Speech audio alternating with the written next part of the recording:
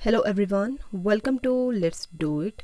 तो डिस्कस करेंगे आज हम यहाँ पर HPSSC के पेपर्स में पूछे गए कुछ इंपॉर्टेंट क्वेश्चंस को।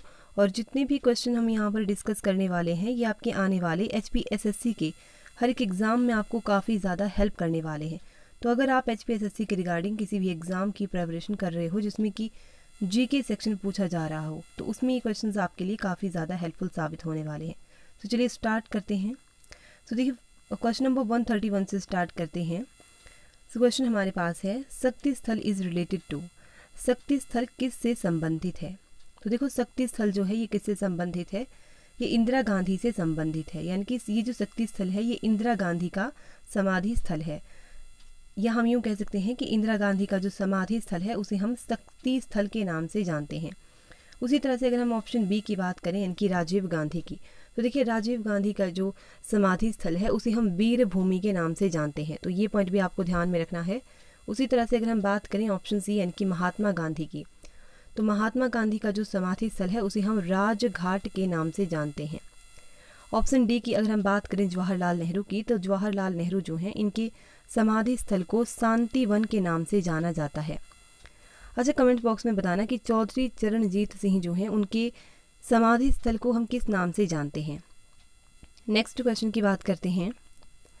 Where was the first parliamentary form of government formed.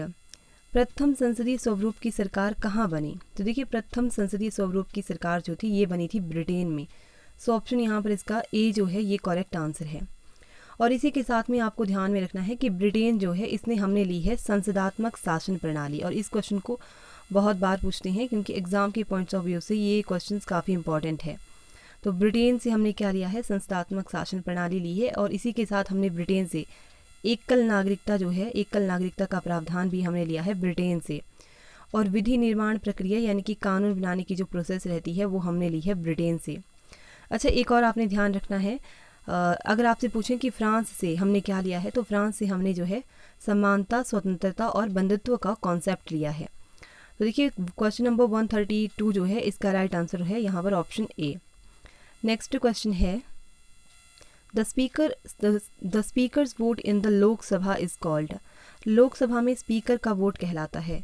तो लोकसभा में जो है स्पीकर का वोट जो है ये कहलाता है कास्टिंग वोट यानी कि निर्णायक मत। सो ऑप्शन ए जो है यहाँ पर इसका करेक्ट आंसर हो जाएगा। अच्छा, अगर आपसे पूछ लें कि वर्तमान समय में लोकसभा के स्पीकर जो हैं वो कौन है, तो वर्तमान समय में लोकसभा के जो स्पीकर हैं वो हैं ओम बिरला। और देखिए, लोकसभा का सदस्य बनने के लिए जो है 25 ईयर एज चाहिए होती है। इसी के साथ में आपको एक और पॉइंट ध्यान में रखना है कि अगर आपसे पूछें कि संयुक्त अधिवेशन जो होता है उसकी अध्यक्षता कौन करता है, तो वो करते हैं लोकसभा के स्पीकर। और संयुक्त अधिवेशन का जो वर्णन है भारतीय संविधान के अनुच्छेद 108 में किया गया है। और ये जो लोकसभा है ये क्या है? लोकसभा जो है इसे हम प्रथम सदन और निम्न सदन के नाम से भी जानते हैं। तो ये पॉइंट्स भी आपको ध्यान में रखने हैं। नेक्स्ट क्वेश्चन है, 20 point programme was first launched in the year. 20 सूत्री कार्यक्रम प्रथम बार इस वर्ष प्रारंभ किया गया। तो ये जो 20 सूत्री कार्यक्रम था इसे जो था कब प्रारंभ किया गया था? 1975 में। तो ऑप्शन बी जो है यहाँ पर इसका करेक्ट आंसर है।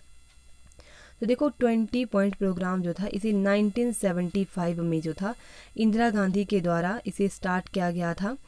और इसी के साथ में आपको ये भी ध्यान रखना है कि 20 पॉइंट प्रोग्राम जो है इसमें क्या क्या शामिल किया गया है। तो इसमें जो है एक तो गरीबी उन्मूलन को शामिल किया गया है, रूरल एम्प्लॉयमेंट को शामिल किया गया है, लैंड डिस्ट्रीब्यूशन हो गया, एजुकेशन हो गई, हेल्थ हो गई, फैमिली वेलफेयर, इस तरह की बहुत सारी चीज़ें जो हैं इसमें शामिल की गई हैं। तो ये पॉइंट्स भी आपको ध्यान में रखने हैं। नेक्स्ट क्वेश्चन है, which state of India has the largest area. Bharat के किस राज्य का क्षेत्रफल सबसे ज़्यादा है? तो देखो, भारत के ये जो राजस्थान है इसका क्षेत्रफल सबसे ज़्यादा है। सो ऑप्शन डी यहाँ पर इस क्वेश्चन का राइट आंसर हो जाएगा। इसी के साथ में आपको ध्यान में रखना है, अगर आपसे पूछें कि 2011 की जनगणना के अनुसार सर्वाधिक जनसंख्या जो है वो किस राज्य की है, तो सर्वाधिक जनसंख्या यूपी की है। और न्यूनतम जनसंख्या अगर आपसे पूछें तो वो है सिक्किम की। इसी के साथ में आपको ध्यान में रखना है कि सर्वाधिक जनसंख्या घनत्व जो है वो बिहार का है और न्यूनतम जनसंख्या घनत्व जो है वो अरुणाचल प्रदेश का है। एंड वेरी इंपॉर्टेंट, साक्षरता दर आपको भी ध्यान रखनी है। अगर आपसे पूछें कि सर्वाधिक साक्षरता जो है वो किस राज्य में है तो वो है केरल में। केरल में जो है 94% साक्षरता दर है, और न्यूनतम साक्षरता दर जो है वो किस राज्य की है, तो वो बिहार की है 61.8%। तो ये पॉइंट्स भी आपको ध्यान में रखने हैं। नेक्स्ट क्वेश्चन की बात कर लेते हैं। भारत निर्माण योजना इज़ रिलेटेड टू, भारत निर्माण योजना संबंधित है। तो भारत निर्माण योजना जो है ये किससे संबंधित है, ये इंफ्रास्ट्रक्चर डेवलपमेंट से संबंधित है, यानी कि अधोसंरचना विकास से। सो ऑप्शन ए जो है यहाँ पर इस क्वेश्चन का राइट आंसर हो जाएगा। और देखो ये जो क्वेश्चन है इसे हमने अपनी प्रीवियस वीडियो में भी डिस्कस किया हुआ है। अच्छा, तो फिर आप बताओ कि भारत निर्माण योजना जो है ये स्टार्ट कब हुई थी। बाकी मैं आपको इसके बारे में बता देती हूँ कि ये जो भारत निर्माण योजना है, इसे जो है इसके ऑब्जेक्टिव अगर आपसे पूछें ऑब्जेक्टिव इस योजना के, तो ऑब्जेक्टिव क्या क्या थे। एक तो वाटर सप्लाई प्रोवाइड करवाना रूरल एरियाज़ में, हाउसिंग फैसिलिटी उनको प्रोवाइड करवाना, और रूरल एरियाज़ में जो है वहाँ पर टेलीकम्युनिकेशन एंड इंफ्रास्ट्रक्चर टेक्नोलॉजी को बढ़ावा देना, रोड्स वगैरह वहाँ पर बनाना, इलेक्ट्रिफिकेशन करना एंड इरिगेशन, ये भी जो था इसका भारत निर्माण योजना के ऑब्जेक्टिव थे। एंड ये जो इसके साथ मैं आपको बता देती हूँ कि ये जो भारत निर्माण योजना है ये स्टार्ट हुई थी मनमोहन सिंह के टाइम में, यानी कि उस टाइम प्रधानमंत्री जो थे वो थे मनमोहन सिंह। और आपको बताना है कमेंट बॉक्स में कि भारत निर्माण योजना स्टार्ट कब हुई थी। अच्छा, मैं आपको ऑप्शंस दे देती हूँ कब जैसे स्टार्ट हुई थी, तो आपको ऑप्शन देख के बताना है कि ये 2005 में स्टार्ट हुई थी, 2006 में स्टार्ट हुई थी, या 2007 या फिर 2008। तो अब आप बताना कि ये जो भारत निर्माण योजना है ये स्टार्ट कब जैसे हुई थी। नेक्स्ट क्वेश्चन की बात करते हैं। In India the community development programme was started on, Bharat में सामुदायिक विकास कार्यक्रम प्रारंभ किया गया था। तो भारत में सामुदायिक विकास कार्यक्रम जो था ये कब प्रारंभ किया गया था, 2 अक्टूबर 1952 को। सो ऑप्शन ए जो है यहाँ पर इसका करेक्ट आंसर है। तो सामुदायिक विकास कार्यक्रम जो है ये 2 अक्टूबर 1952 को स्टार्ट हुआ था। अगर आपसे पूछें कि इसका सामुदायिक विकास कार्यक्रम जो है इसका मेन ऑब्जेक्टिव जो था वो क्या था, तो इसका मेन ऑब्जेक्टिव था गांव के लोगों के जीवन स्तर में सुधार करना, ये इसका एक मेन ऑब्जेक्टिव था। नेक्स्ट क्वेश्चन की बात करते हैं। क्वेश्चन नंबर 138 है, the tropic of cancer does not pass through, कर्क रेखा नहीं गुजरती है। तो कर्क रेखा जो है ये कहाँ से गुजरती है, एक तो भारत से ये गुजरती है, पाकिस्तान से ये नहीं गुजरती है। सो ऑप्शन बी जो है यहाँ पर इसका करेक्ट आंसर हो जाएगा। बाकी कर्क रेखा जो है ये बांग्लादेश से भी होकर के गुजरती है और म्यांमार से भी होकर के गुजरती है। अगर आपसे पूछें कि कर्क रेखा जो है भारत के कितने राज्यों से होकर के गुजरती है, तो कर्क रेखा भारत के जो है 8 राज्यों से होकर के गुजरती है।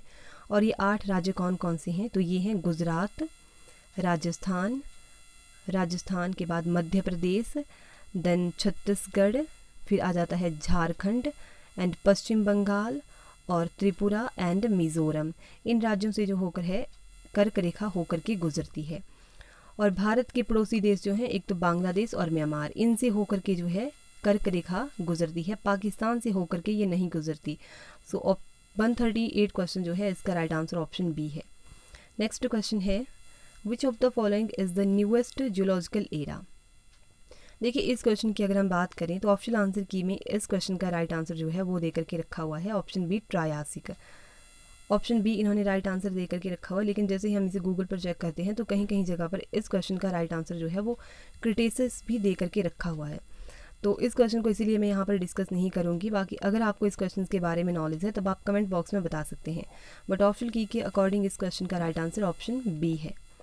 नेक्स्ट क्वेश्चन की बात करते हैं। अर्थक्वेक्स आर कॉज्ड बाई, भूकंप इसके कारण होते हैं। तो भूकंप किसके कारण होते हैं, विवर्तनिक के कारण यानी कि टेक्टोनिक के कारण। सो ऑप्शन बी जो है यहाँ पर इसका करेक्ट आंसर हो जाएगा। अच्छा, अगर आपसे आपके एग्ज़ाम में पूछ लें कि भूकंप की तीव्रता जो होती है उसे हम किससे मापते हैं, तो भूकंप की तीव्रता जो होती है उसे हम रिक्टर स्केल के थ्रू नापते हैं। रिक्टर स्केल जो होती है इसके द्वारा भूकंप की तीव्रता को मापा जाता है। और इसी के साथ आपको ध्यान में रखना है कि भूकंप की तरंगें जो होती हैं उन्हें हम मापते हैं सिस्मोग्राफ से। और सिस्मोग्राफ जो होता है उसकी 3 स्केल होती हैं जिनके नाम हैं रोसीफेरल स्केल, मर्केली स्केल और रिक्टर स्केल। तो ये पॉइंट्स भी आपको ध्यान में रखने हैं। नेक्स्ट क्वेश्चन है, which of the following is the largest hot desert of the world. निम्न में से कौन सा विश्व का सबसे बड़ा गर्म रेगिस्तान है। तो विश्व का सबसे बड़ा गर्म रेगिस्तान जो है ये है सहारा रेगिस्तान। ऑप्शन सी जो है यहाँ पर इसका करेक्ट हो जाएगा। नेक्स्ट क्वेश्चन है, which one of the following is a warm ocean current. निम्न में से कौन सी गर्म समुद्री धारा है? तो गर्म समुद्री धारा जो है कौन सी है? ये है Gulf Stream. So option B जो है यहाँ पर इसका करेक्ट हो जाएगा। गर्म समुद्री धारा जो है गल्फ धारा है। और इसी के साथ में आपको ये भी ध्यान में रखना है कि गल्फ जो स्ट्रीम है ये किस महासागर में देखने को मिलती है? तो ये हमें अटलांटिक महासागर में देखने को मिलती है। और देखिए अटलांटिक महासागर की अगर हम गर्म जलधाराओं की बात करें तो गल्फ स्ट्रीम एक इसमें आ जाती है। इसी के साथ इसमें फ्लोरिडा की धारा और इरमिंजर की धारा, ये जो हैं ये गर्म जलधाराएं हैं। और इसी के साथ में अगर आपसे पूछ लें कि अटलांटिक महासागर की जो ठंडी जलधाराएं हैं वो कौन कौन सी हैं? देखो अटलांटिक महासागर में एक तो आ जाती है लेब्राडोर की जलधारा, फिर वेंगुएला की जलधारा, कनारी की जलधारा और फॉकलैंड की जलधारा। ये जो हैं ये अटलांटिक महासागर की ठंडी जलधारा हैं। तो ये पॉइंट्स भी आपको ध्यान में रखने हैं। नेक्स्ट क्वेश्चन की हम बात कर लेते हैं। भारत और चीन के बीच सीमा रेखा कहलाती है। The boundary line between India and China is called. तो इसे हम क्या कहते हैं? इसे हम मैकमोहन लाइन के नाम से जानते हैं, यानी कि McMahon Rekha. So option A जो है यहाँ पर इसका करेक्ट आंसर हो जाएगा।